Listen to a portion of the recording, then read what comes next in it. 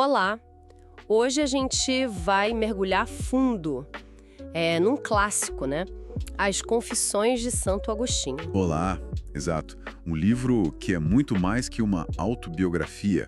É uma verdadeira exploração da alma humana. Pois é, a gente pegou aqui uns trechos bem marcantes sobre infância, a busca pela verdade, aquela luta interna que todo mundo meio que passa, né? E a descoberta de si. E a ideia é tentar entender essa jornada, essa busca dele, e ver o que a gente pode tirar disso hoje. Agostinho convida a gente para dentro, para olhar para nós mesmos. Vamos nessa, então. Ele começa falando da infância e juventude com uma honestidade que, olha, chega a ser brutal, né? Totalmente. Ele analisa até o choro de bebê. Diz que era um jeito de exigir, de se vingar quando não era atendido. Uma visão bem crua. E na escola? Ele detestava estudar grego, mas amava o latim.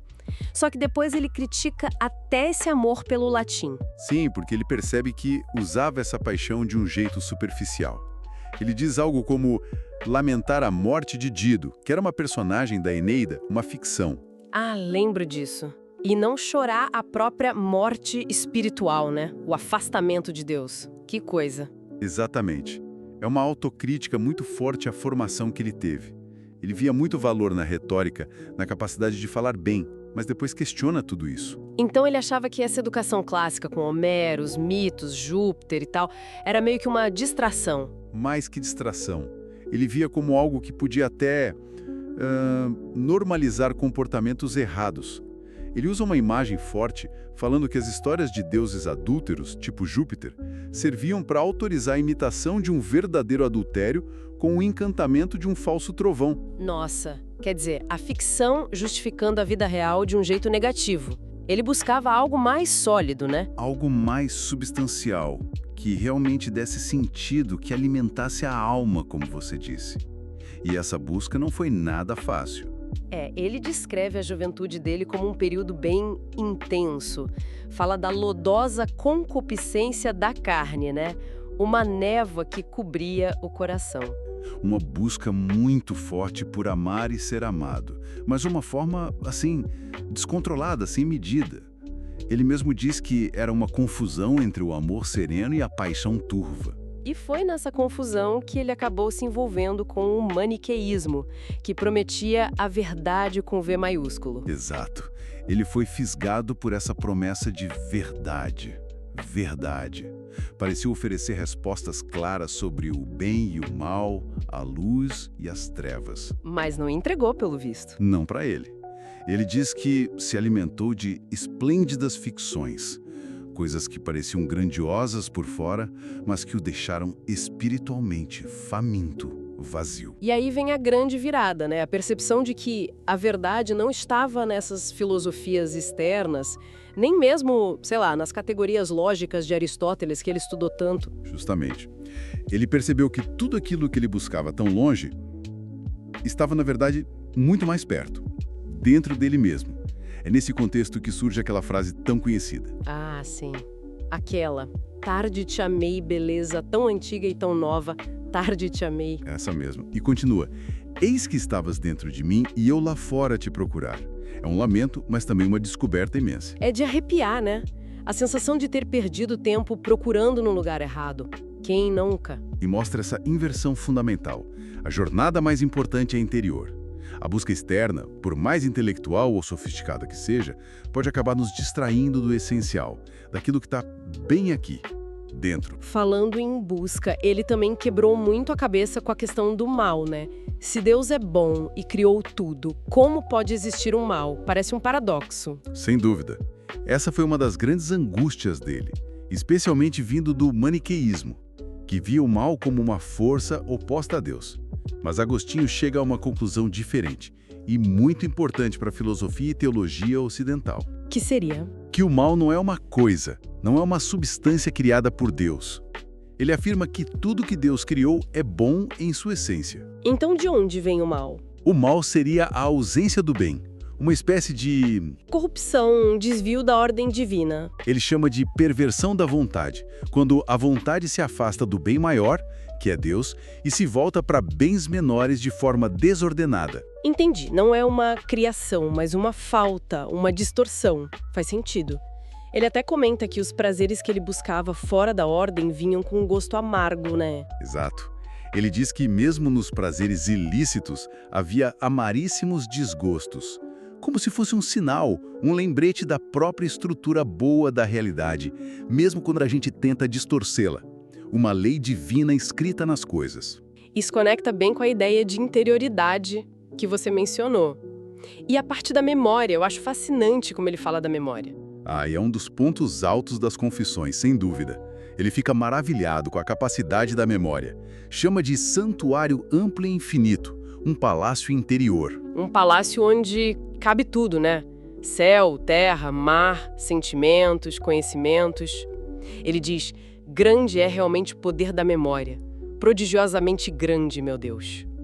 Dá pra sentir a admiração dele. E essa admiração não é só poética, vira filosofia profunda. Ao explorar a memória, ele começa a pensar sobre o tempo de um jeito completamente novo para a época. Como assim? A questão de medir o tempo. Isso. Ele pergunta, como a gente mede o tempo? O passado já não é mais, o futuro ainda não é, e o presente?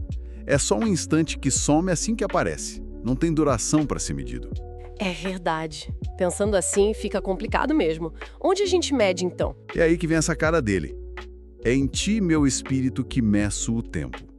A medição não acontece lá fora, num relógio cósmico, mas dentro da nossa mente, da nossa alma. A gente mede a lembrança do passado e a expectativa do futuro. É isso. Exatamente.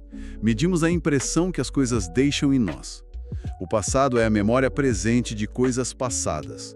O futuro é a expectativa presente de coisas futuras. E o presente é a atenção presente às coisas presentes. Tudo acontece na nossa experiência interior. Caramba, isso muda tudo sobre onde a vida real acontece, né? Não é só lá fora, é muito aqui dentro. Reforça demais essa ideia da interioridade como palco principal da nossa existência e da nossa busca por sentido. Então tá, pensando em tudo isso, essa jornada incrível do Agostinho, cheia de tropeços, buscas, descobertas, o que a gente pode, tirar de prático disso tudo para os nossos dias que são tão corridos, tão cheios de coisa externa? Olha, acho que dá por tirar várias lições, sim, mas não são dicas superficiais, tipo 5 passos para, sabe? São mais como posturas para a vida. Certo. Quais seriam? Primeiro, acho que a valorização da introspecção ativa. Não é só ficar pensando na vida, mas usar a nossa própria história, nossas memórias, nossos erros e acertos como material para entender quem somos, o que buscamos, qual nossa relação com o tempo, com o transcendente, seja lá o que isso signifique para cada um. É um trabalho mesmo. Um trabalho interior. Gostei disso. Que mais? Segundo, uma dose de humildade intelectual. Agostinho era um gigante intelectual, mas ele reconheceu os limites do próprio saber.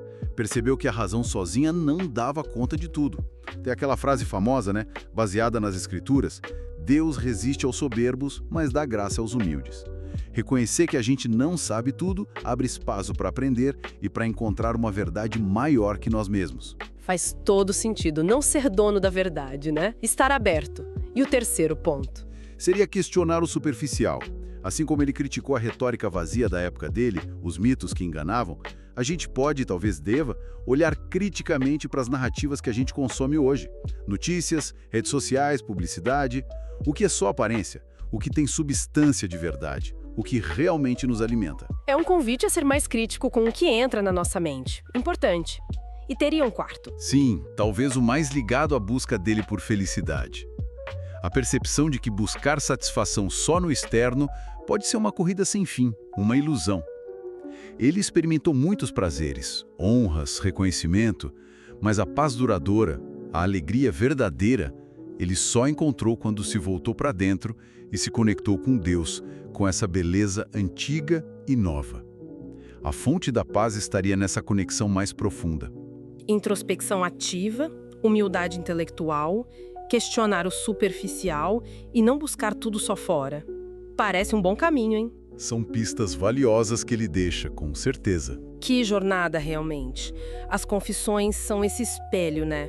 Mostram essa busca tão humana por sentido, com todos os erros, os desvios, mas também com essa sede profunda de verdade, de paz. É algo que conversa muito com a gente ainda hoje. Conversa demais. E talvez nos deixe com uma provocação final para pensar, né? Qual seria? No mundo como o nosso, que está o tempo todo puxando a gente para fora, notificações no celular, a pressão por produtividade, a comparação constante, as 1000 distrações, como é que a gente pode conscientemente, sabe, cultivar e até proteger aquele espaço interior?